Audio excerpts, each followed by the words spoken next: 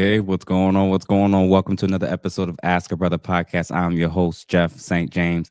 And listen, y'all, for starters, shout out to y'all for being able to show support to the channel. I just checked about 30 seconds ago. And as of right now, we are 31,651 subscribers. So shout out to all the new subscribers that came, especially from yesterday till today. I think we added about 200 subscribers from last night till tonight. After that amazing interview I had last night with Dr. San Johnson, who graced us with his presence. And just being able to have like an incredible interview with him, and us being, and he's like, or like a personal intellectual hero for me. It was really cool to see him discuss the masculine journey of what men and Black men specifically go through. So that was awesome. Stay tuned for many, many more meetups and collabs to come, because something tells me that won't be the last time that we all are coming in the building. So before I finish up the announcements, let's see who's in the building. So if you are in, make sure that you let me know that you're here, and make sure that you like this particular video, and make sure that you send it to 2 or 3 people. This is going to be extremely, extremely helpful for those who are contemplating relationships, contemplating marriage, but I'll get to that in 1 second. So let's see, if you're in the building, make sure you let me know that you're in here. Feel free to comment and state where you're from or where you're at. Shout out to Mrs. Plum, always here, always showing up, always doing what she needs to do. Couture Leotards is always in the building per usual. So shout out to y'all. And as I always say, if you are a member of the channel, I believe the membership fee, the lower tier membership fee, is only $2.99. If you are not one, highly recommend that you become a member. That's an easy way to support the channel. And then you can just drop and forget. Then, if you like the content, if you love what we're covering in terms of the conversations or even the original content I will be releasing this week, by the way, I know y'all been asking me about it. Feel free to donate and hit the $sign for the super chats. I always tell people, if you want to donate $2 or $3, I will never complain, but people who want to donate even more, have at it for sure. I do have to fly out in 2 weeks to Atlanta for a show.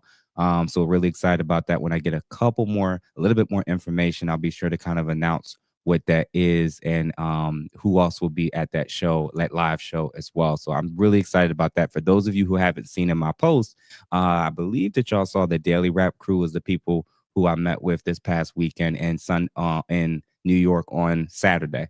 So stay tuned, because the clips and the full link in the full episode is going to be coming out pretty soon. And I think a lot of you all are going to love and enjoy that for sure. So without further ado, I want to cover 2 more quick things, and then we're going to jump into our sponsor for today's video. So store, as you see the hat behind me, Make Masculinity Great Again hat, Make Femininity Great Again hat, and supplies and stuff. A lot of that stuff is going to be getting swapped out pretty soon. So highly recommend between now and Black Friday that you all get in order what you can. I'm just going to say that, if you wait too much longer, a lot of the stuff you may not be able to get till this time next year. So just kind of putting that out there, because like I said, we're going to be going through rotation and swapping out different colors, different logos, and all types of different things till we see what it is that kind of sticks for sure. So again, if you just joined in the last 5, 10, 15 minutes, make sure for sure that you like this particular video, share it with 2 or 3 people. If you are not a subscriber or a member, always welcome to do so. And already somebody is already gifting the membership. Shout out to you for sure for doing that. Listen, all I'm gonna say is, when I announce what it is, you may want to pull up and buy the tickets for sure. All right, so y'all, so last but not least, men's group. We are obviously already doing it on Tuesdays. We're already in chapter 3. We just finished chapter 3 in Dr. Jordan Peterson's 12 Rules for Life book. And let me Antidote to Chaos. So make sure, again, if you're interested in joining the men's self-improvement virtual group, highly recommend that you kind of check out the links that's in the channel description. And then last but not least, shout out to our sponsor for today, which is Do Stable Botanical Farms, for their healthy alternatives to assist you with gentlemen in the bedroom with sexual performance and improving testosterone levels. So we're going to check out a video from our sponsor, and then I'm going to give you the coupon code, and then we're going to hop right into our interviewee for this evening. Stay tuned.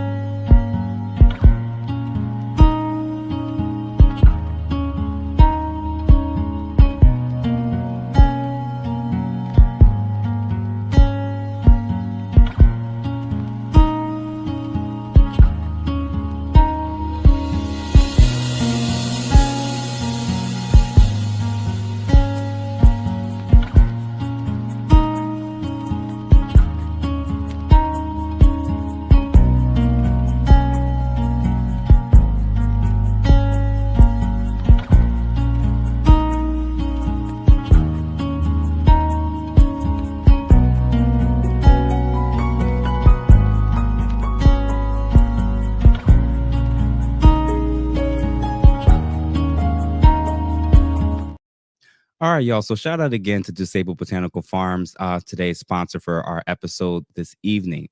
If you want to use the coupon code, make sure that you type in Ask a Brother 10 for 10% off your next purchase. So reminder, if you are in watching right now, you have not liked the video, make sure that you do. Make sure that you hype the video when you can. And if you could send it to 2 or 3 people, I highly, highly recommend it for people who are in relationships and for people who want to be in relationships for sure. All right, y'all. And then last but not least, I mentioned the super chats earlier, and periodically I'll just remind you, if you love the content, if you love the channel, if you want to show love and support, if you're not a member, feel free to donate $2 or $3 if you see fit. But if you are a member, don't feel obligated because you're already supporting the channel by default. All right, y'all. So without further ado, our next guest, she actually has a brand new channel. And I thought upon kind of stumbling upon her work and kind of having some little brief convo with her, I thought she would be a really, really good fit. And I thought it would be fitting for her to kind of make her debut interview here on the Ask a Brother podcast for sure. So she is experienced, highly reputable, and respected premarital coach with the lofty goal of, while doing content creation, of course, to help prepare 1 million women to be and to stay happily married, one conversation at a time. So listen, y'all, please help me give a warm welcome to the show. Before You Do's host, Miss Verlyn.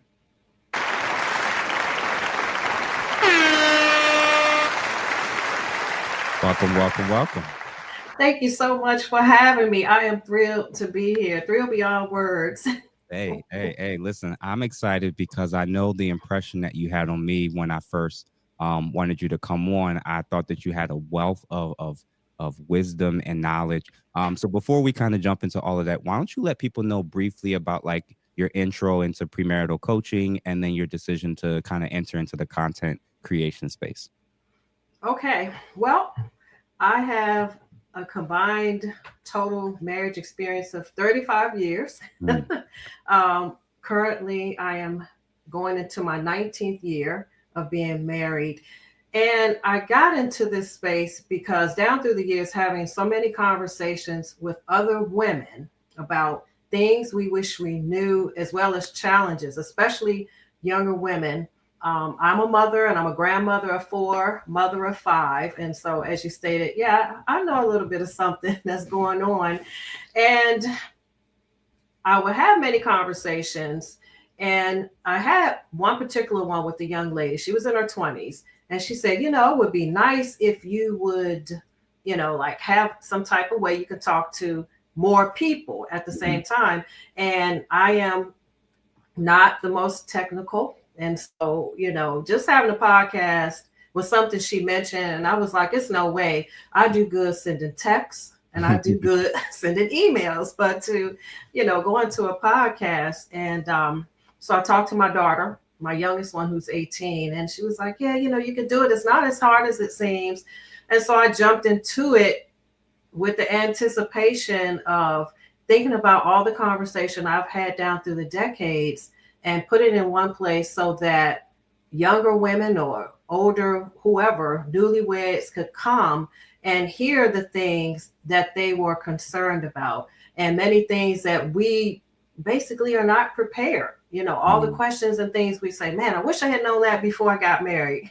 Why didn't somebody tell me it would be this way? And not all negative, but just challenges in marriage. And so that's how I got started, just because I was having these conversations and wanting to see us thrive, wanting us to be together and stay together and build together, and knowing that there's not a voice like that big mama voice, like I told you before, or that auntie that can sit women down and say, hey, this is what this is, and have these conversations. So I'm kind of, my idea is to fill in that gap. Yeah, I appreciate it. And you're right about the whole, especially in our community, the whole missing big mama thing. For those with the reference of like soul food, the grandmother was typically like the matriarch of the family. And as I guess, people either stopped having children or having them really young, a lot of families don't have that matriarchal person in their lives anymore. So I appreciate the fact that you're trying to step in that role as like a virtual virtual matriarch, so to speak, Yeah. virtual big mama, a little bit for sure. So I had an initial question that I've been thinking about for some time. With your level of experience with being a premarital coach, having worked with like countless couples, what were some of the most common issues and problems you noticed with the couples that kind of came to you? Okay. Well, one of the things I'll say, especially with women, wives experience a burnout, right? Trying to balance working and balance children. And so what I notice happens is people fall in love, and they Mhm. get the giggles and all of that. And they want to get married, but they don't sit down and have conversations about what is expected. And so if I'm a wife and I'm working now, what is the expectation? If first of all, do you even want to have children? That's the first conversation. And then next, what are we going to do? Like, do you want to help with household chores? Do you want to just, be the one working while I stay home? Lots of conversations are just missed because, and I don't want to be a negative, but everyone focus on being in love. Like that's the Mhm. biggest thing. I'm in love. Mhm. And the logic kind of just goes out of the window. And so Mm. these women, they've watched TV or social media or whatever, and they have an idea in mind. It's going to be, I'm going to be perfect. He's going to be perfect. We're going to come home, give each other a kiss. Dinner's going to be made and all of that. But there's no conversation where they sit down and even write things out and say, okay, this is the role I want to play. All right. What role do you want to play? And just hash these things out. And so what was coming to me was the burnout. I'm just tired. Mhm. When I get home, I have to cook, I have to clean, I have to do this. And so then you got to navigate. All right, you got to sit down and have a conversation. And it can't come in the form of complaining.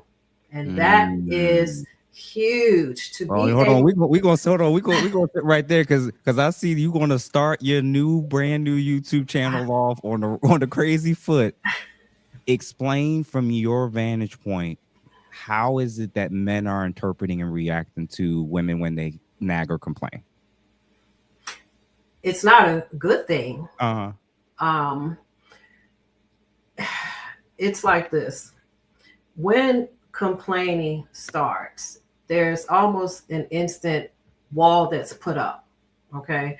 Lots of times when we as women want to express things, we don't always put it in a way where, and I don't want to be insulting, but Mhm. I have to just say that it makes logical sense in terms of removing the emotional, maybe the frustration or the anger. And so when we go into it, when I get home, I'm tired. How come you don't do this? You just expect me to do everything just like rapid fire, rapid fire. And there's no room for, let's have a seat. First of all, I want to say, you're a good husband. I appreciate everything you do. It's the accusations, right? Nobody Mm. responds well to accusation. So Mhm. instead of saying, you do this and you make me mad, you do this and you make me frustrated, we have to own our own feelings. And so what that looks like is, okay, I'm really tired when I come home from work. I'd appreciate if you could help me do A, B, C, and D. So, two things, a little finesse. Mhm. That's something we kind of have gotten away, a little finesse. And then being direct with what you need, not just, I wish you would help me. Okay. So being softer, a little bit more feminine with their approach initially, and then being straight and clear with what they need. Yes. Yes. Not, I need you to help me around the house. But how Mhm. about, can we take turns? If I cook Monday, Tuesday, whatever, you Mhm. cook Wednesday and Thursday. Or if I cook, how about you cleaning the dishes? I would appreciate that. Mhm. Mhm. All right. And so you're not saying do this, do that, making these demands. You're expressing yourself and you're saying, this would help me. Most men want to make their wives happy. They're not Mhm, like, you know what, I don't care about how you feel. mhm, Just mhm, do whatever you do. Most men want to see their wives happy. They don't want to see them frustrated. mhm, But what happens is when we come at them with the daggers and, like I said, the complaints and the rapid fire, the instant defenses come up. And so, as women, we have to learn how to use finesse. We have to learn how to speak very clearly about what we need. It's like if I go to a restaurant, this is one of my favorite analogies, mhm, and someone hands me a menu, and I say, okay, bring me food. Like, that's not going to go over very well. You're going to mhm, have to say, I want potatoes, I want asparagus or something. Or they say, well, we have this. And you just say, okay, well, bring me vegetables. You mhm. have to be very clear, or else you're not going to get what you're looking for. And That makes so sense. it's the same way. You have to say, Mhm, it'll help me. And the thing about finesse, that's another big mama auntie conversation, mhm. because you heard the saying, they say you catch more bees with honey. Yes. Right, that's very applicable. You catch more bees with the honey. Being nice, which is, kind of a lost art. Again, just knowing how to speak in a way that it's not complaining, it's not fussing, it's not nagging. Just present your need Mhm, and ask for the solution without expecting anyone to read your mind. It just mm, doesn't work. You can't say, do this, do that, and not be specific, even in how. Again, mhm. if I'm cooking, are you willing to clean up? Or vice versa. Are you willing to clean up? Yeah, Or are you willing to cook? Yeah. sorry about that. I didn't mean to cut you off. I really love the part that you said about the reading the mind thing because I recently met with a mental health professional and she was, advocating for women and she kind of explained of how women will do certain things that means in their mind their action or their inaction is enough to communicate specifically what the issue is. And it's like and I understand like they're complaining about like weaponizing competency on the part of men where men act like they don't know what's needed or that they haven't had the conversation before. In my worldview, I'm thinking that what it is a lot of times men and women just have a whole different list of things in their head that are a priority, Mm-hmm. and each other, it's very rare, I think, that a lot of guys are looking at her and focusing on how she didn't do all the things that's on his list. For women, like they're thinking about so many different things. And when they get frustrated, like you said, it can come out in the nagging, complaining, yelling, getting very frustrated, emotionally dysregulated. But then the problem is like what comes out after that, just like you said, it makes things worse. And for sure, I understand. So and the reason why I asked that question initially, and I'm wondering now, is like with the divorce rates being, so high and overwhelmingly initiated by women, we all know it's about hovering around 70%. Um, Other than just general communication or lack thereof in terms of their approach with communication, is there anything else that ladies are missing going into a relationship or during a relationship that's causing so many of them to kind of choose the divorce option? And real quick before I forget, I did see that Miss Crimson Cure kind of stopped in, so shout out to her. Can't wait to meet with her tomorrow. So make sure that y'all stay tuned and make sure that y'all check out her episode. Check out my episode with her tomorrow when she comes on the show for sure. So back to that question in terms of the divorce rates and why ladies are kind of initiating it so much and so often. Is there something like what is it, what specifically do you think, other than like the way to talk to a man, that you think potentially could be contributing to why it is that so many of them have opted and chosen to go the divorce route? Oh my gosh, it's a lot of answers to that. Mhm, Number one, going in with unrealistic expectations, with the fairy tale mindset, and believing that all of my needs are going to be met, and not necessarily that you're going to have to meet some needs. Um, Thinking that you can make a temporary or a permanent decision based on a temporary problem. Okay. And what that looks like is, let's say you feel, or a woman feels in her mind Mhm. that the man is not, let's say there's some financial issues. And so you might be saying, hey, I'm going to work another job, you work another job. Okay. And let's say he doesn't get another job fast enough. And so what happens is the idea that you're not doing the thing I want you to do fast enough, I'm out of here. Mm. And again, that's a temporary problem. That's something that can be fixed, but often there are permanent decisions made, again, because it's an emotional thing. You know what I mean? And let me tell you this, and this is something I've seen a lot, and it's huge. Men go into marriage anticipating that the woman will stay the same. Yes. She'll be sweet and she's going to be loving and she's going to do all of these things that makes them feel good. Women, on the other hand, they go into marriage anticipating all the ways that they're going to change the man, or all the ways that they are assuming he's going to change because now we're married. Mm-hmm. And what happens is, when the man keeps going to his mother's house every Sunday for dinner, or he does not stop going out with the guys playing basketball on Friday night, she gets frustrated, she gets angry, and she begins to change. And so when she had the expectation that he was going to stop doing the things she wanted him to do, Mm-hmm. or start doing something she wanted him to do, then she was okay. All right. And Mm-hmm. he was like, yeah, this is the woman. This is the one for me. But when he does not change fast enough, she begins to change. So what it looks like is both people go into a marriage and neither one of them gets their need met, because the woman changes and the man stays the same.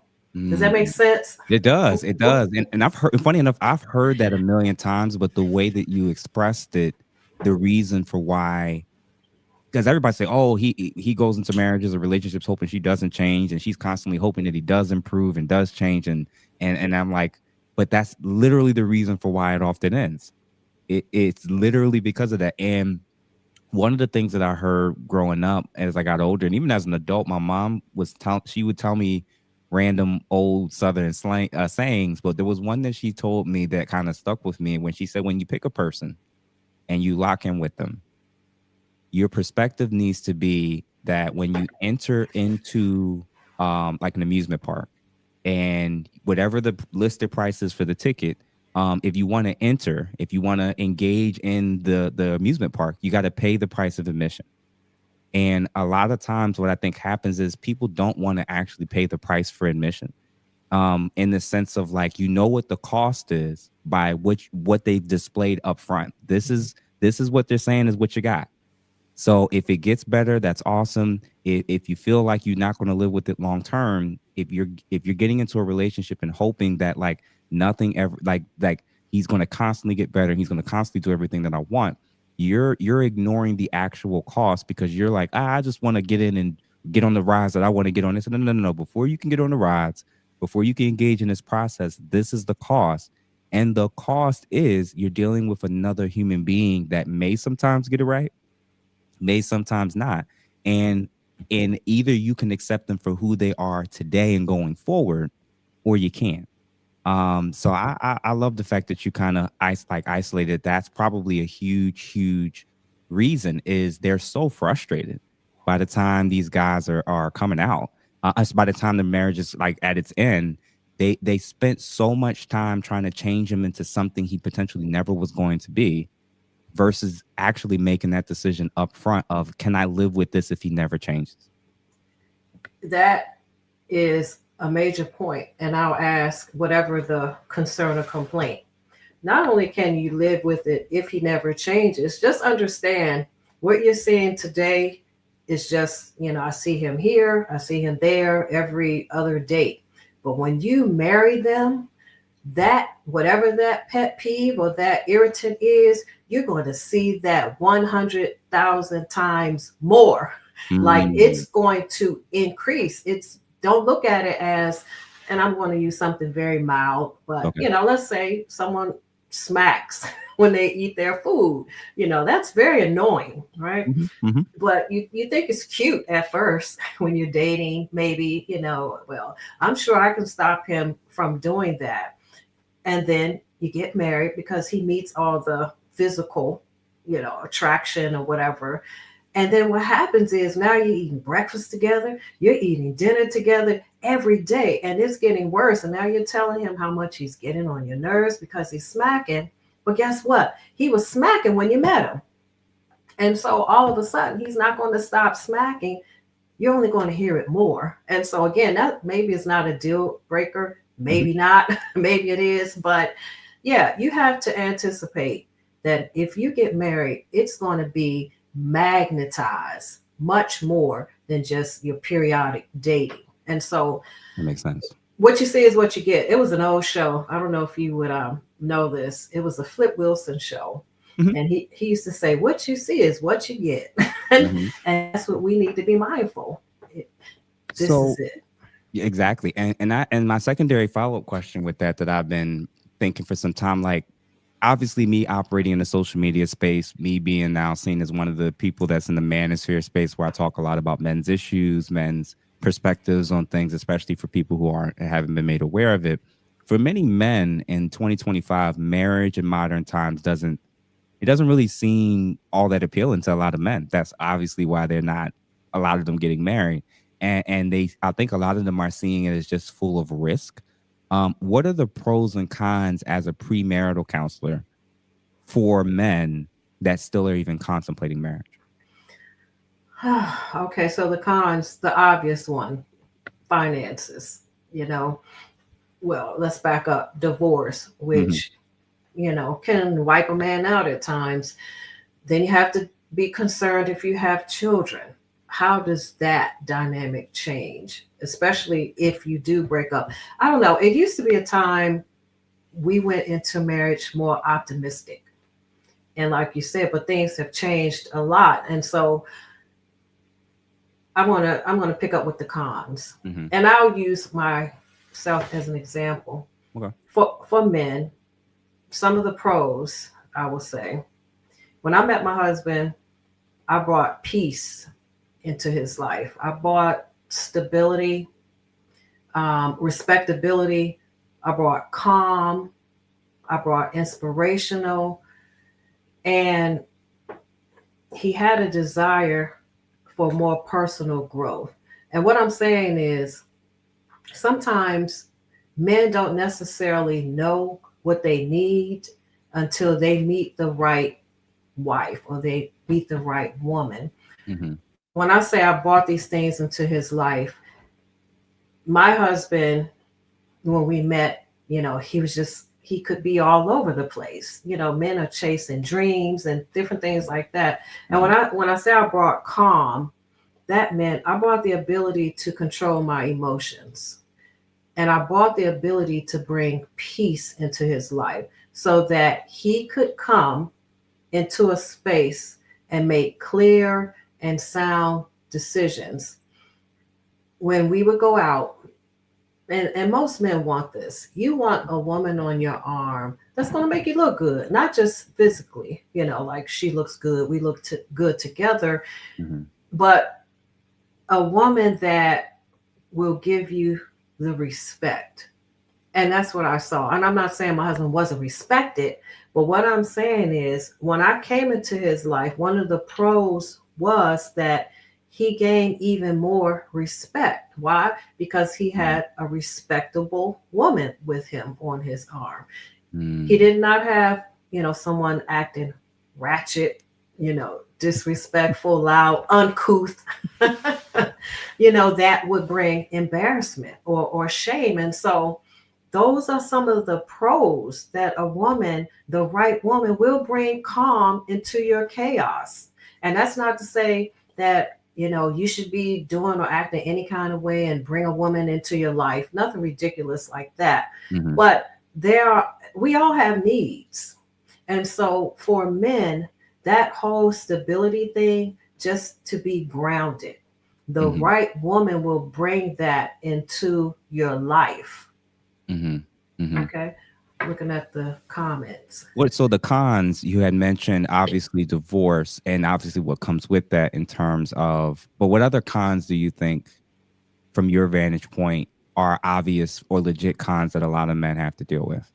Well, one of the things that I hear is when you have, well, I won't say you have to, when you are in a relationship and you're answering to someone else versus when you're single, you can go out, you can do whatever you want to do, Mm-hmm. wherever you want to do, with whomever you want to do it with.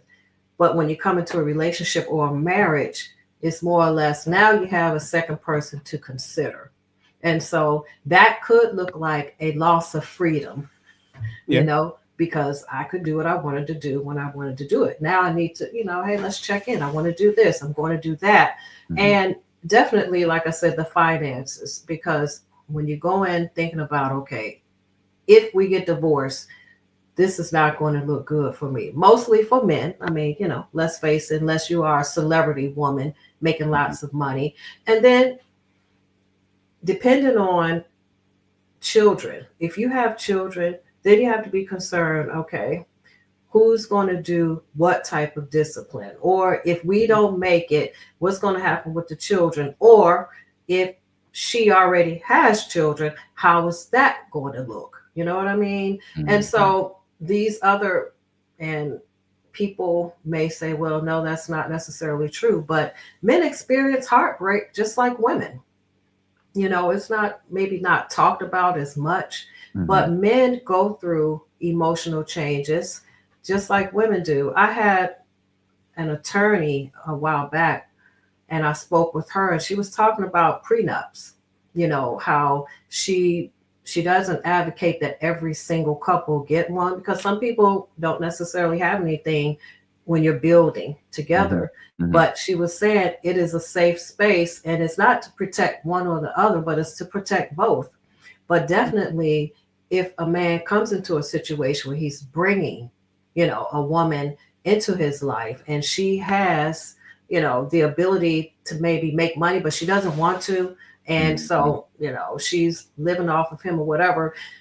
It is put in place to protect the man so that he's not totally wiped out in the Mm-hmm. event that they divorce. And so, again, some of those cons, I mean, there are a lot more, but financial risk, Mm-hmm. again, dealing with children, and anything else that leads to heartbreak and the accountability. Well, not the accountability, but feeling like the loss of freedom, like I said, because now I have to consider another person, whereas first, it was just me. Yeah, yeah, and I appreciate kind of what you touched on with both sides of it. I'm going to go back to Frank White's initial question where he said, "What is the ultimate benefits for society and men having a marriage in 2025?" And based off of what you said, I actually agree. I definitely agree that some of the and this is the thing is the problem with marriage is you don't know some people you don't end up knowing what type of marriage you're going to get until you get in it and you see what does or doesn't happen as far as change. And it's true if you marry the right person, and as a man, you will get that peace, you will get that stability, you will get that ability to kind of block out all the stress from the world and be, and have just consistency and loyalty and someone who can help you and serve you in whatever way you need consistently. That's awesome. But I think a lot of men are feeling like they can start to now experience that outside of marriage, for some of them. I'm realizing now, obviously, number one on the list for cons is divorce, and number two is what happens if you do get divorced, if you have children or assets, and what happens as far as splitting up your money or resources as well as your time with your children. But number three, and I don't think that this is talked about enough, especially as I've talked more and more to people who do a lot of premarital counseling, the expectation of surrounding sex for women. Um, Men see sex as a necessity, and some women, when after they get married, treat sex as an unfortunate potential option that they may or may not exercise. And I think the consequences that is a lot of men will say, even men still married right now, if they get divorced, they'll say, "I'll never get married again." If they're married, if you talk to them on the side and he's like, "If this don't work out, I'm never getting married again." A lot of them are saying that they're just surviving and having to endure sexless relationships. That's a huge con for a lot of men that feel like they just don't almost ever experience that in just dating or being boyfriend and girlfriend. That seems to be a really big trend in marriages after women get the ring. Has that been your vantage point and experience when you've been working with couples, and why do you think that happens? Well, you said it. For men, it's a need, and for women, not so much. It's kind of like the song "The Thrill Is Gone." I think again, especially with the burnout, that is one of the things that's maybe first or second to go. You know what I mean? When you feel Physical intimacy. when you feel like you're not being helped, because I mean, we are more so emotional creatures, and so when that connection is not made, if Mm-hmm. we feel like my need is not being met, then it's not even necessarily directly, I'm not going to meet your need, but in a sense, it kind of works like that. You know what I mean? Mm-hmm. And so if you are feeling neglected, whether it's help with the children, help with the work, or anything that is considered a need to a woman, that's kind of like the first thing that you pull back on. And it may not always be intentional, as in, I'm not going to do this. It might show up in exhaustion. Mm-hmm. It might show up in, I'm just totally burnt out. It's nothing left to give. And I'm not saying that these are necessarily valid excuses, but Mm-hmm. it is what I have heard, especially when it is a thing of being very tired and like I Mm-hmm. said, exhausted, where you feel like, I've done this, I've done that, I didn't get help with this, I didn't get help with that, I'm done. I'm done for the day. Whenever women, and I'm sure you already know this, when we begin to pull away emotionally, Mm-hmm. that's the first thing. But the next thing is physical.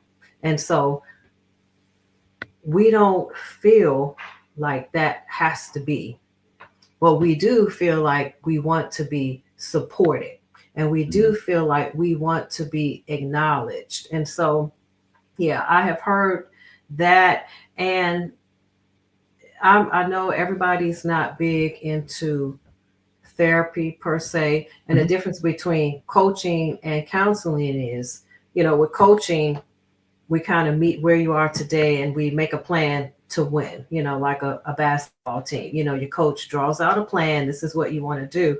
However, with counseling, they're the ones that go back and say, let's talk about the problem. And again, and this goes back to even Big Mama, all right, and Auntie telling women and having these conversations that no, this is a need. Men need this. And we can't use what's called black bedroom blackmail. I know. Bedroom blackmail. Yeah, yeah. That's That's when, funny. you don't do what I want, you don't get what you want. And so again, this is such a critical missing piece when we don't have in our community women telling younger women, it's not just give me. Mm-hmm. I want all my needs met. You're my Mm-hmm. knight in shining armor, and you're going to give me everything I want, and I have no responsibility, right? I Mm-hmm. have no thing that says this is what I must do so that you can be happy. We don't really know how to, in general, keep men happy. Mm-hmm. What we're thinking about is, how can I be happy? And what can be done for me? Mm-hmm. Happy wife, happy Yeah. life, Yeah. right? Yeah. Not happy spouse, happy house. Mm-hmm. And so, Mm-hmm. with that being one sided, because we're not having these conversations, then yeah, the bedroom blackmail is on the rise. And so, unfortunately, when they're not open and honest conversations, then yeah, that is huge. Men and marriage is not a thing that we can just say, please give me everything I want. And if you're good, then I'll do this. And if you're not, then I'm not going to do this. But Mhm. that's how it is again, because we're looking at social media, Mhm. we're looking at TV, we're reading books that have nothing to do with reality. We're Mhm. only saying, I want to get married because my girlfriend got married. I want to get married because my neighbor got married. We don't have any sustainable reasons, and we don't feel like it's always our responsibility to do something. Okay. Mhm. Mhm. Marriage requires effort on all, whether it's communication, like you said, whether it's sexual pleasure, all of Mhm. these things. But we just want to get what we want. And so, yeah, that can definitely be a con. And people say, well, in society, what else is it that men need in marriage? That's something I believe men really have to ask themselves. You Mhm. know, it's not, I don't know if there's a real answer to that, Mhm. because people can live together, common law. And it's a little easier. You don't have to file for divorce. You can just say, hey, I'm done. You go your way, you go and you just do whatever. And so I don't know if there's a real reason. I know, and I had this brief discussion. Dr. Frazier, George Frazier, he talked about wealth building here in America. Mhm. And he gave these statistics. And I'm not necessarily saying marriage is all about money, but in my opinion, marriage is Mhm. the foundation of building a society, of building wealth. And he was saying basically that out of 5, number one ranked is the East Indians. They're like 94% marriage, and they have the highest amount of income per capita. And Yep. then number two, I think it was Asians. They're like at 70 some percent. Yeah, they're both And up there. and then Caucasians, white people, their marriage rate was like 56 or 57%. So they were ranked number three in terms Mhm. of income and wealth building. Hispanics, they were ranked number four. And I think they were like at a little bit more like 58. And then we were on the bottom at like 34%. And so Mhm. while I'm not saying marriage is the only way to building wealth, Mhm. I think it is a way to at least move in that direction. Yeah, yeah. Listen, I agree with that, and I appreciate how in depth you've got into like the psychology of why it is that women view and treat it that way. One of the things that I'm realizing now, and I'm actually recommending to men, is earlier on, like you said, they need to actually start having these conversations sooner. And it's not always about what we want and and and what our plans are for the future. You also have to talk about it in the event of things go wrong, in the event of things that should go don't start that are supposed to happen aren't happening. So in this example, if men are fearful and worried about what's on the other side as far as the type of woman that's going to show up when I give her this ring, and is sex going to be one of those things that clearly drops off if she hasn't displayed this while we've been dating or engaged or whatever. um I would ask as a man, I would actually ask up front and be like, so outside of a medical reason, if you decide you just don't want to have sex, but you want me to be monogamous and faithful, how long do you think I should be patient with that before either our relationship's over or I get to get my needs met elsewhere? How long you think that is? It sounds crazy, but I highly recommend that men actually ask that question. The reason is because you're going to get a perspective. You're going to hear something that perhaps you would have never known until it actually happened to you, which is her perspective on what that is. So one way that ladies will answer it is, um, you just got to wait as long until I'm ready, and that's it. There's no, it doesn't matter the time, doesn't matter if it's weeks, months, years. You just got to wait until I decide I'm ready to do it. Some ladies really think and believe that and think that that's logical and sustainable. They really believe that. And if she tells on herself and says that, man, I don't care where you are in life and how far y'all have come along. You know what you're now signing up for when you hear a woman kind of answer the question in that way. Now, woman number two, she'll ask and she'll answer and say something along the lines of, maybe, yeah, I don't know, a month, 2 3 weeks. I think that that's enough, and then at some point we're gonna have to make a decision. But oh, you know what? That's fairly reasonable. A week, you know, people get busy. I understand that. 2 weeks. By week three, I'm not gonna keep asking you no more.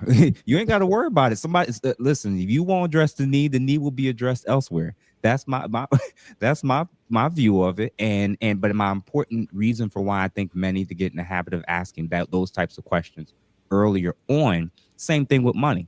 You ask her straight out a question about your money, right? Where it's like, um typically they know what we're bringing to the table, they know what we're making, what we do for a living and everything, and the expectation is that that is now your baseline as a man, and that if we're getting married, the expectation is either that you're staying there or you're going to go up over time.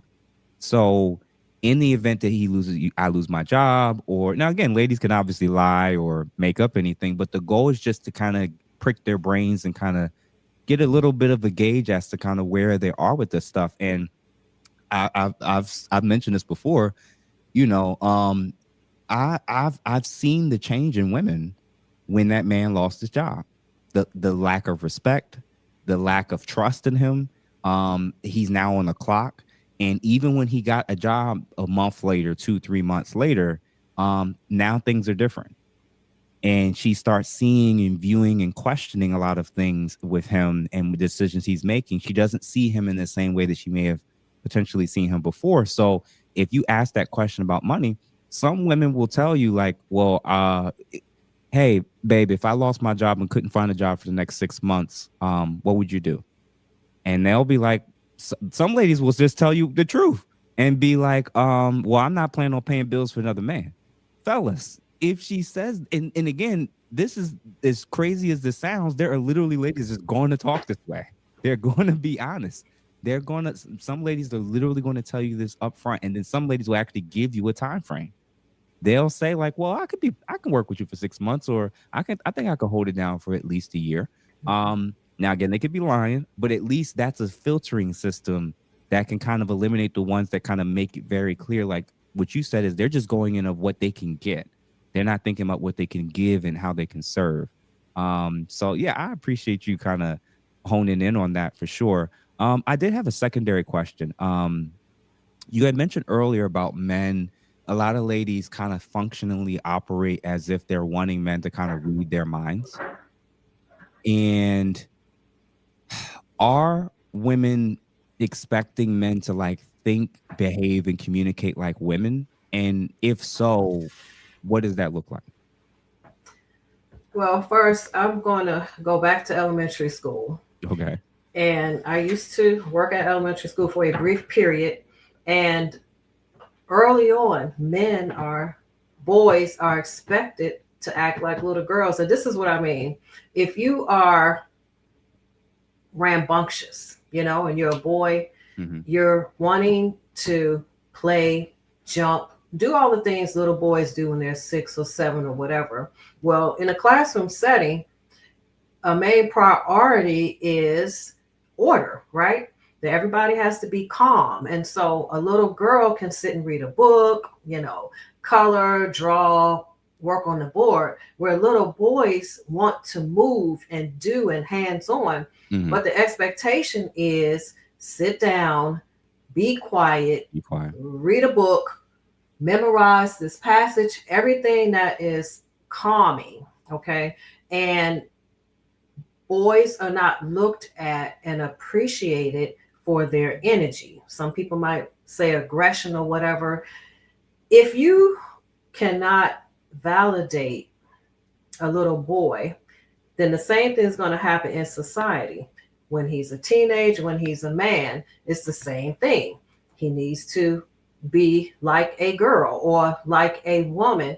And how that plays out is we are women and we're nurturing by nature.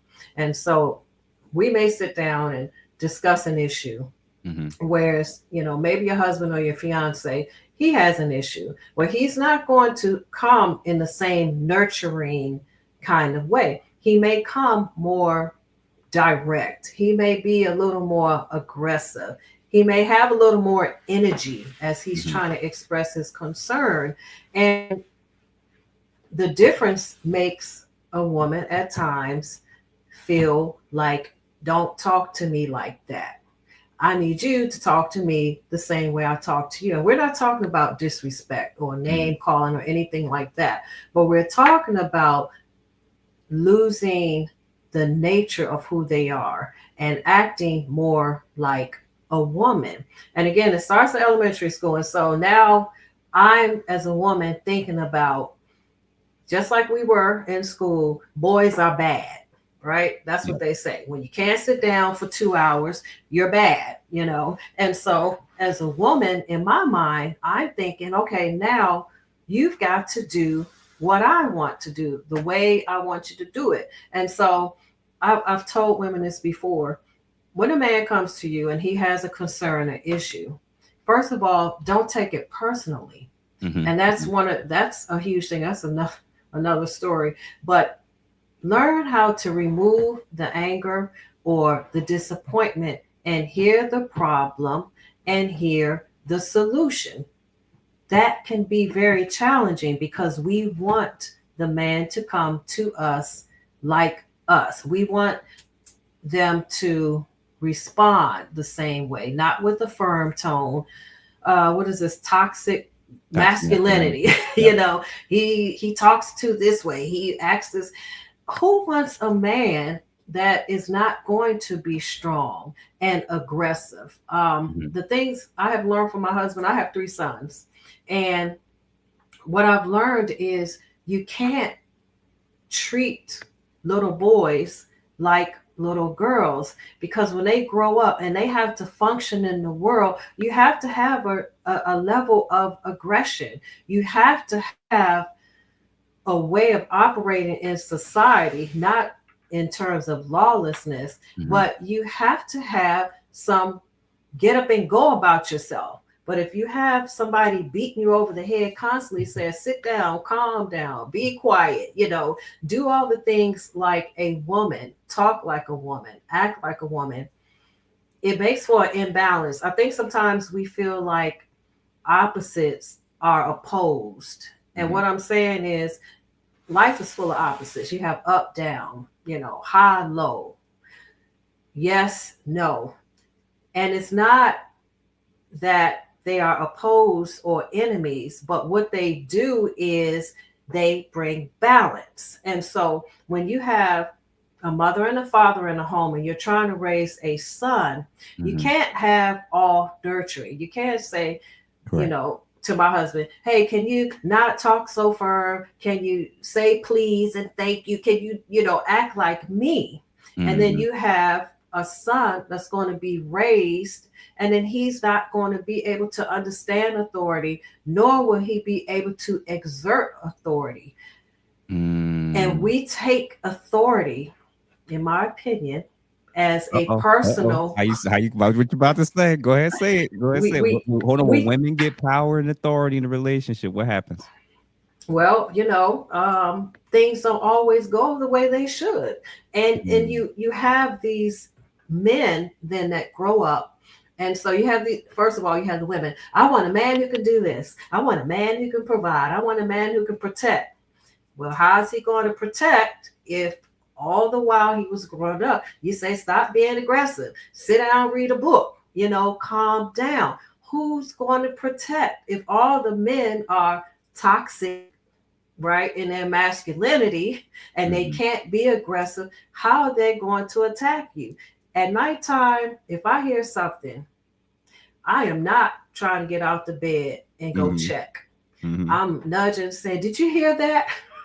And I am expecting that my husband is not going to look at me and say, yeah, babe, can you go check and see what it is to, Yeah. let me know. No, I'm expecting him to move in his masculinity, in his aggression, and go do what needs to be done. But Mm-hmm. if I'm always knocking him down as a man because he doesn't come to me and say, "Hey, honey, can you please, can you do this for me?" No, like miss me with that.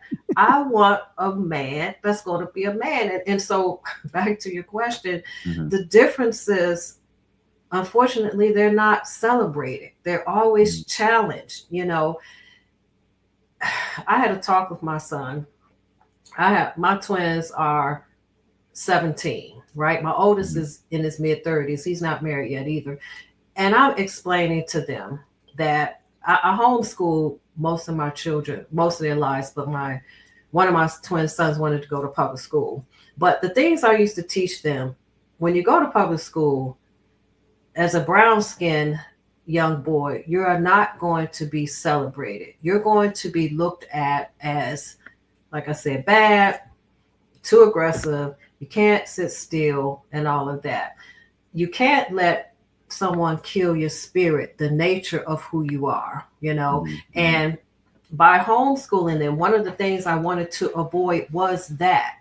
There are so many things now. I mean, they've had studies, I can't think of this doctor, where they were it's alleged that there was an experiment done with water Mm-hmm. and how the water was changing the tadpole males into females, giving You're them talking about tendencies. I think it's atrazine or alpha. Yeah, Yeah, yeah. yeah. I read about them. I'm like, wow. Mm-hmm. And so, whatever this attack is on men that says you need to be soft and you need to be sweet and you need Mm-hmm. to be basically feminized, it is to break the balance. Because if you raise lots of boys who are afraid to speak up, who are afraid to say, hey, no, that's wrong, right? Even in a marriage, because they were told they shouldn't say this and they shouldn't do that, Mm-hmm. then that leads for a lot of error. It leads to a society of soft men and hard women. That's not a good society. It's not a Yeah. sustainable society. And it may sound sexist or whatever, but we as women have to not expect that our men are going to act like us. Mm-hmm. If that's the case, why would you marry a man?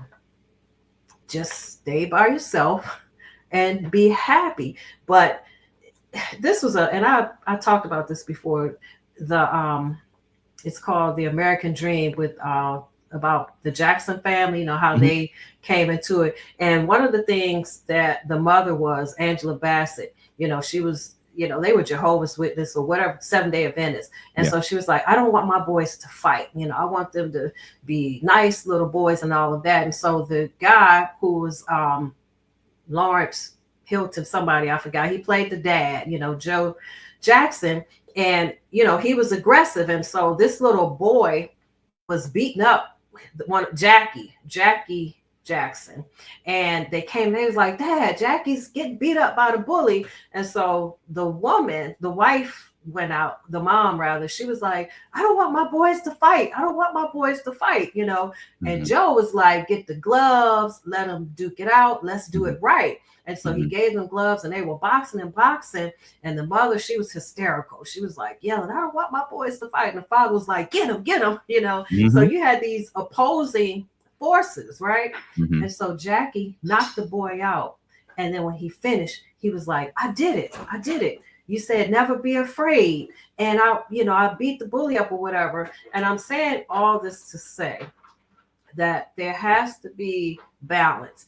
If the father was acting like the mother and they were both saying, yeah, don't fight, Mm-hmm. just tell him, just leave you alone or run away, then he would have been getting beat up. He would never have stood his ground. He would never have had confidence. But Mm-hmm. because there was a balance and a male in the family to say, no, you need to fight. Mm-hmm. I know your mother doesn't want you to, but those are the differences that make up for the balance, that make up for a sound society. Mm-hmm. Mm-hmm. Yeah. And so real quick, I peeped with what you said. I think about this, and and I think ladies are starting to somewhat realize that when they're saying where's all the good men and where's all the strong masculine men, y'all neutered them. Mm. Y'all raised them. Y'all raised them in homes where you a lot of y'all didn't want a lot of fatherly input. And you left relationships with men that weren't going to be quote unquote controlled by you. Mm. So it's strange that ladies will turn these men into versions of men that they're no longer attracted to. And before they know it, it's like you said, they go into relationships a lot of times hoping he'll change and conform to this image in their head where he always does what they want. And then in the end, he's not actually, they're not even attracted to that. They actually don't really want, like, they both want that in terms of their ego and their pride, but in terms of their nature and biology, they're actually turned off by that and they don't respect that.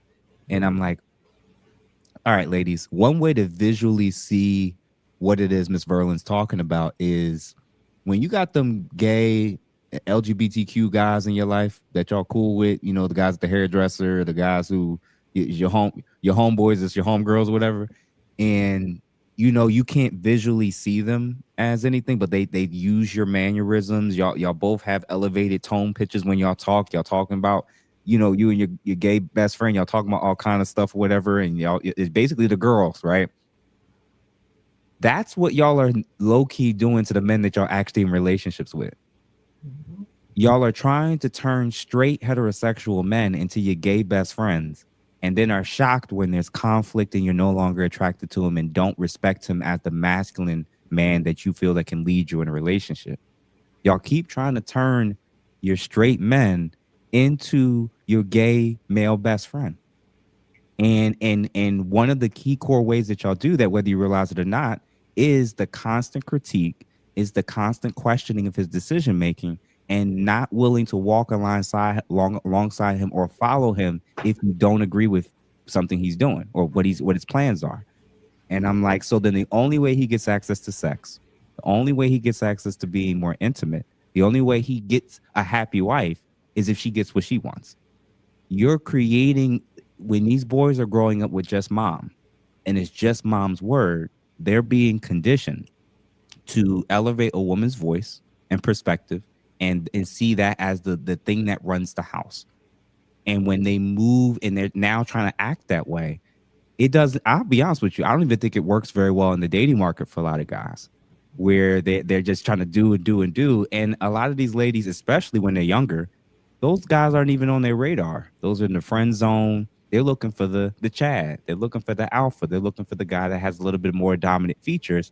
And then they trying to turn him into the guy that they weren't even attracted to. So so real quick, y'all, if you haven't, make sure that you like this video real quick as we get ready to wrap up with our last couple questions. So if you have not liked this video, make sure you like it. If you are not a subscriber, make sure you do. And we've posted Miss Verlyn's channel a few times in here. So make sure that if you haven't, make sure either now or as soon as this is over that you go to Before You Do with Verlyn. Make sure that you subscribe to her channel. Now that her channel is brand spanking new, she just put out her first video yesterday. Videos are going to start to come out, and I want to. And if you go to her videos and you comment and you like it, make sure that you say that I'm here from Ask a Brother. I saw you on your first interview with Jeff. So a couple more questions I have because I don't want to hold you too long. Religion and faith. I had a conversation with Philosophical a couple weeks ago about the decline in people participating and engaging in formal religion, especially the church. There's a lot of reasons, especially for why men are kind of avoiding and doing that. And I want to know, is faith enough anymore when many ladies are returning to religion only after the trauma and all their bad decision and toxic relationships when they're younger, in their younger years, that then at the end of all of that, they're now going to religion. And most men and a lot of men aren't even going to sticking with religion. They're not going to church, especially in the Black community. Like, is there any, where does faith fit into this equation anymore? Because I do sense that as women get older, a lot of them start looking more at God and faith again after all the bad decisions. And a lot of guys are kind of out with that. And I've walked into churches and the only men are old deacons and the pastor. So like, where does faith fit into this? And do you think religion or faith even will have play in this anymore? Because it seems like that's an arena that a lot of men just aren't even engaging in because they don't believe. I think in the past, what I'm basically asking is, in the past, I think people felt like they could point to religion as a good source of maybe potentially increasing your chances of finding a suitable partner that you can last with long term. Those days are kind of long and gone for a lot of people, especially men, which is why I think a lot of them aren't even going to church, let alone going to the church to find a woman. Um, does faith in religion at this point, is it even helping people or helping ladies anymore with trying to find a suitable man? Okay, so for me, faith and religion are two different things. Hmm. Okay, so faith is personal. It's about understanding that there is, again, in my opinion, that there is a higher power other than yourself, or a higher power than yourself. And so religion, in terms of just trying to fit into a particular box of going to church or reading your Bible, those are two different things. And I'm going to tell you one thing that I've noticed. Back when I was a young person, Hmm. I was 8 or 9. You brought this up. Coming up in the church, I saw lots of couples. I am from a broken home. My parents were married. However, they separated when I was probably 4 or 5. And so I did not come up with my mom and my dad together. I did not see how a man function in terms of in my own personal home. But what I did see was in church at that time, where I grew up and where my friends went, you would see men and women in church. It was lots of couples in my particular church. You would see Hmm. their arm around them. And that's where I got hope for being married. This day, and this is no criticism, it Hmm. just is what it is. Hmm. I mean, you'd be hard pressed for it to be 5% of men. It's just totally different. It's like these women are just, I'll say this, and I don't know how this is going to come off, Okay. but I've seen it. It's like women are kind of being pimped, in some churches. And Hold on, we ain't gonna skip over that. We ain't gonna okay, skip over that. Say that again. You said when sometimes when women are going to church, what's happening? they're being emotionally pimped. Hmm. You, So when Ryan said, "Faith without works is dead," and men can tell when someone is running game. Go Mhm. ahead, continue. So you feel like they're being pimped in what way? Well, again, because the men have gravitated away from church. And so lots of women are going to church not to find in particular a husband, because I think that's kind of like a no go, but they're going with the pastor being in place of their husband. You get Mm, what I'm saying? And hmm. so the days of going to church looking for a husband, I think those are long gone because the women understand that, again, faith and religion are two different things. And sometimes you have it where what's going on in the church can be Hmm. worse than what's going on outside of the church. Hmm. And so the days of, okay, I'm going to find my husband, first of all, it's not enough men to find. And if there are, if they're a good man with a job and decent, it's going to be about 20,000 women after that one man. Hmm. And so that's the first thing. Um, Church used to be a place where it was more family oriented. And Hmm. unfortunately, that's not what's going on today. When I say being pimped, I mean, because you said it, because of the trauma, the experiences that we've had, we're going there looking for our emotions to be made to feel good. We're going there looking for someone to say something to make me happy, You feel to better. make me feel good. It's not faith based. And of course, we're not talking about all churches. Clearly, Mhm. there are some churches that are doing what they're supposed to be doing, feeding the hungry, preaching the word, or whatever. But for women, if you're looking for a man, then no. Unfortunately, church would not be the place to go. And the reason why I said, and that's the reason why I said faith and religion are not the same. You Mhm. know, my faith is not based on what a man is saying from the pulpit. My faith is based on that. Yes, first of all, I do believe that there's a creator. I Mhm. do believe in prayer. And so when I am faced with a tough time, I know how to go within myself and pray and meditate, to listen, to know my faith is going to lead me to the right people, to Mhm. know that my faith is going to lead me on the right path, that I'll be at the right place at the right time, and that if I put myself in nature, right, and not try to go in a building to have someone tell me what to do, when to do it, and how to do it. But if I put myself in nature and I listen to what's going on around me and I center and I ground myself, then I can hear answers. You can get healing. Maybe at one time the church was the place to go for that, Mhm. but let's face it. I mean, you know, it's a lot of money grabbing, I right? agree. Listen, I agree with you. And what's wild about what you said about the whole pimping thing. Let's slow down and think about what a pimp does, y'all. The woman goes out, does work, does labor, earns the money, and then she has to turn in a percentage or all the money over to said man. And even if her life is getting better, even if her outcomes are improving, her job and role and responsibility is to continually turn over her resources over to this man. Now I'm like, wait a minute, let me get this straight. So with a pastor and a preacher, and we can, and we again, we can extend it from pimps and perfect Palm Beach Mike, pimps, pastors, and politicians again and again and again. I think what's happening is they're extracting resources from our ladies. They're telling them what they want to hear. They're not often delivering for them, and they've been seen as a effective a replacement for an actual man in an actual relationship Mhm.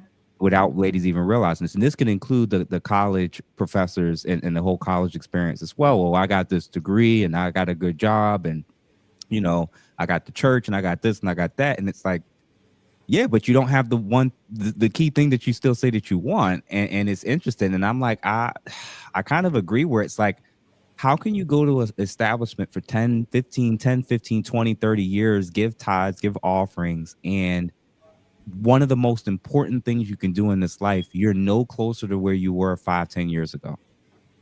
Now, one could say it's the church, or the community that you're a part of, and it also could be a reflection of you or a combo of both. I'm just learning and realizing, like, I'm gonna be honest with you. If you're just going there to shout a little bit and dance to some music and to have some feel good sermons, it's still not making you any closer to being a wife, still not making you any closer to being able to let go of your bad attitude and be able to get along with the last 10, 12 men. And somebody had mentioned about like a lot of them go in there and end up being the eighth baby mama with the drummer. And it's like and I'm learning and realizing like it's sad to see, because it's like when you're engaging in something, or you're if y'all had a job where there's certain things that you're supposed to get at a job, right? You're supposed to get consistency, reliability. You're supposed to get a weekly or biweekly paycheck, right? That's the expectation. So when you're going to a place where you're supposed to be getting guidance and feedback and assistance with helping you to reach your goals and aspirations and doing it in a godly way, and it's never translating, I'm like, well, maybe maybe the men know something y'all a lot of the ladies don't know. Maybe we see the game and y'all don't see it yet for sure. So I appreciate you kind of sharing that, even with the pimp part. So I had one more question. So your thoughts about men on dating abroad and considering like men dating abroad in general. This is the whole passport bros discussion, right? And I've heard a lot of women that are typically against it. We're even finding out now that women are going overseas and observing and monitoring and seeing if they see any men or even black men out there, and they're saying, "Oh, they're that like they're against it, but they're trying to shame men from doing it." What's your honest assessment and vantage point for, especially with this channel? I do talk to men and women, but a lot of men watch this channel. What's your, as a premarital coach, what's your view of men that are doing this? And is that a true legitimate option that men need to consider in comparison to the women out here in the States? Well, it's sad to say it is a legitimate option. However, you have to be careful with how you're going about it. And let me Mhm. start with this because, like I said, I have 5 children, 3 sons. Mhm. My oldest son is in his 30s and he is not married yet. He wants to be. And he tells me often, when he's dating, he just has not found that one, right? I have twin boys who are 17. And I'm looking, oh my gosh. So I'm looking out when I'm out and about. Mhm. And of course, I know this is a generation gap. And so I'm not expecting 20 and 30-year olds to look or carry themselves like 50-year olds. But I have to say this. I am often questioning myself, saying, wow, what are my sons going to do? Because I'm out here and I don't know. I'm seeing, the eyelashes, and I know I'm going to catch it, Go ahead. Go where ahead. the ladies are looking like, I don't know if you ever watched Sesame Street, and there was a character named Snuffleupagus. Oh, so you must have seen him, huh? Yeah, it's facts. Continue. I don't want to cut you off. Go ahead. Go ahead. Okay. And, just like the hair, just, The lashes, it's, the yeah, hair, it's, the extra makeup. Like it's just yeah, so much more than what most men are trying to yeah. tell them they want and like. Yeah, it's disheartening. I want my sons to have wives that, they can bring to the house, respectable women, not women that are going to be, in your face and, Mhm. just wreaking havoc. Like I want my daughters to be happy. I want my sons to be happy. And it used to be a time when I wondered about my daughter, like, Mm. what are her choices going to be? But the more I'm out and about, I'm looking at all 3 of my sons saying, oh my gosh, what are their choices going to be? It's a Mm. little disheartening. We have moved in general from women being classy. We've moved to being comfortable, and now we're just kind of careless. And so you have these two extremes. I see these women out here and they've got flip flops just flapping up against their heels, clap, clap, clap, and I'm like, oh my gosh, is this for real? Like, oh gosh, and the sweatpants and Pajamas in the airport. hair wrap thing, not a hair wrap as in I Mhm. deliberately, but this is my sleeping cap. And then on the flip side, like I said, you got Snuffleupagus with the hair all the way down. Okay, so I'm gonna go back a little bit too. And this Okay. is the Adams family. Do you ever Oh see yeah, yeah, yeah. cousin It? So you got cousin It and you got Snuffleupagus. And I'm like, gosh, where are just like the happy medium? Where are the Diane Carols of the world? The Dorothy Dandridges, the Eartha Kitts, Nah, and there's a again, whole lot of RuPaul looking. Never mind. I'm gonna let you finish because I get in trouble every time I try to comment on this stuff. What I've learned and observed is they'll take trends and what they see on social media and what um gay men that wear a lot of this stuff and put a lot of this stuff on, they'll mimic it. And it's like they'll dress like men that try to dress like women. And it's a very, very bizarre thing where what do you think that a man has to do and put on in order to look like a woman? He got to add all this extra hair. He got to add all this pounds of makeup, all this extra foundation.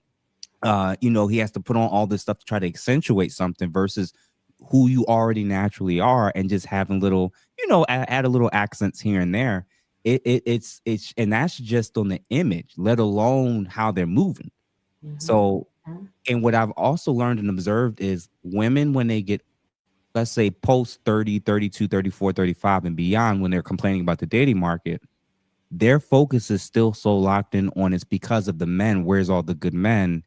But it's not until they have a son that they then realize the quality of the women that's out there as well.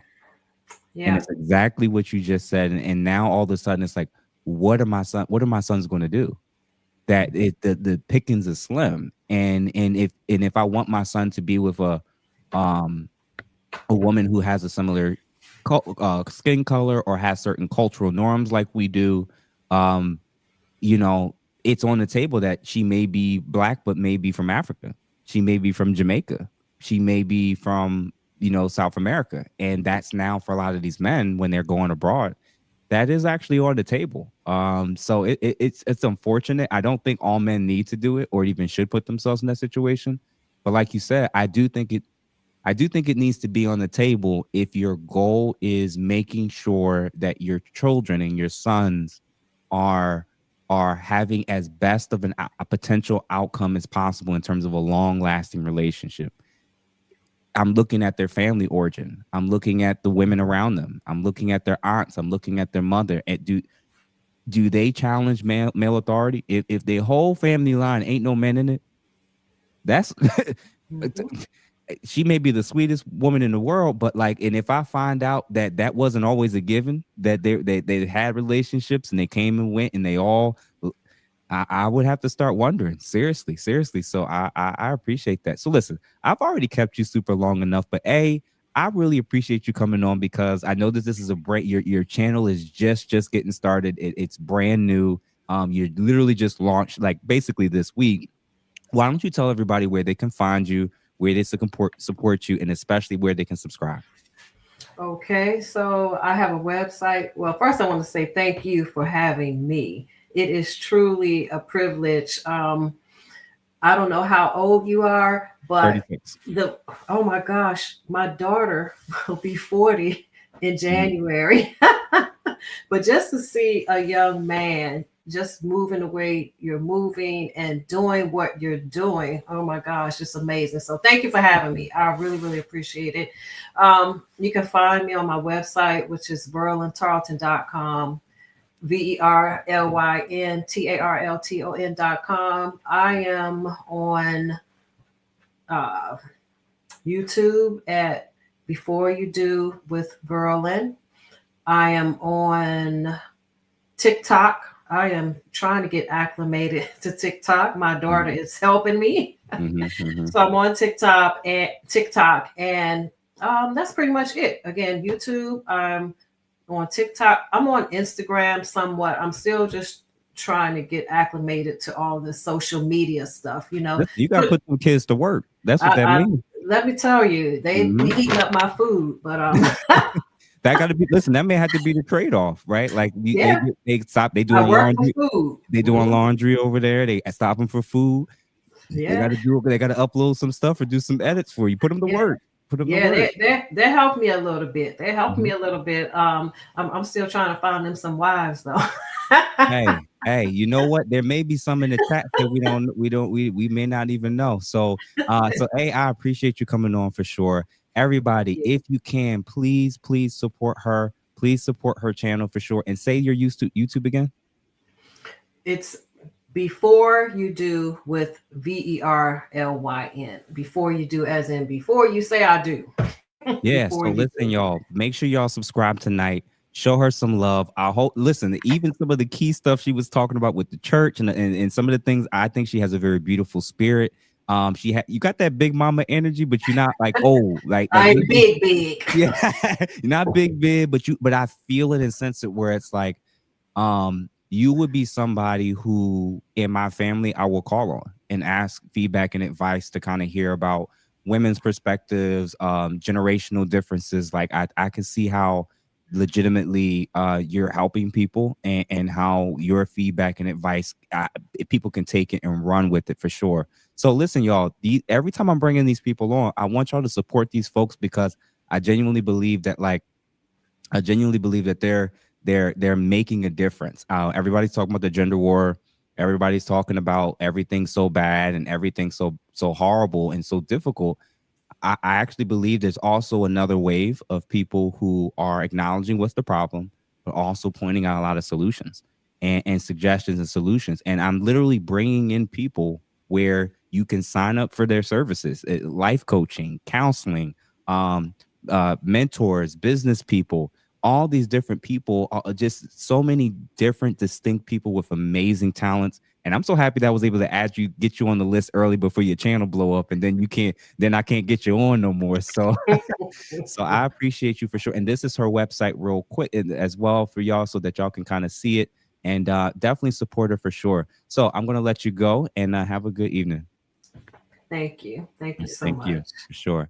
Yeah, she was absolutely pleasant to be on. I absolutely loved a lot of what she had to say for sure. And even a premarital counselor was talking about the difficulties and her concerns for her adult sons, or for her, her adult older sons.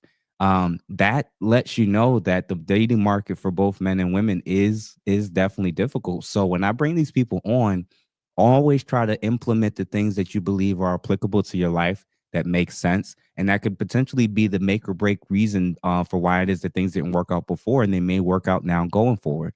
A lot of the work is actually not during the relationship. A lot of the work is actually prior to the relationship even starting. It's a lot more filtering, it's a lot more screening, it's a lot more intentionality. And she said it at the very beginning of the interview, it's the questions we don't ask are the ones that we end up getting burned with later on, later down the line, as we have kids, as we're married, as we've moved in together. A lot of times the things that are being discussed and addressed and brought up then were not things that were even agreed upon, on the front end. So I'm very grateful, and I'm excited. And she's a very, very new channel. I think she probably only had maybe like 30 subscribers, because she just literally launched in the last like 48 hours or something like that. So please, please, please show her some love. I could see in the future like having a ladies panel and a guys panel, where for her, ladies like Taylor Chandler and some of the psychologists that I've had, Maggie the substitute, and even Verlyn. These would be people who I would just step back, and I would just let them have at it, because I think there's just a wealth of knowledge and wisdom with the women that I've brought on so far, and I'm grateful and honored to just have a platform where I think that this is helpful and can be meaningful to relationships for men and for women for sure. So real quick, y'all. Long story short, if you have not done so, make sure that you like the video. Make sure that you send it to people that are in relationships, and definitely people who are not in relationships but also want to be. And then couples that are moving towards and wanting to progress towards potentially getting married, or have been in relationships for quite some time, send them Verlyn's information, because you never know, we may have some testimonies where, because of this podcast and from them kind of you hearing it and you connecting them, she kind of makes sure they get to the destination, and they actually make sure that they're going over life's hurdles together, and that they're better prepped, better prepared, much more communicative. And I could see like this, we're building a community of people that are reading, of doing introspection, who are doing the work to try to become much better people in an environment where it seems like everybody just wants to talk about how everything is so bad. So listen, like the video for sure. Make sure that you subscribe if you are not a subscriber. Feel free to become a member, which is $2.99. I did think I saw the link. Oh, here it is. If you haven't, make sure you get the hat if you haven't, and check out the other store of merchandise that we have before we swap everything out in the next week or two. And last but not least, tomorrow we will have Miss Crimson Cure herself on to wrap up my interview for this week. So listen, y'all, I hope it was a great conversation. I hope that y'all enjoyed it. I've been getting busier and busier with this, but I honestly genuinely love it.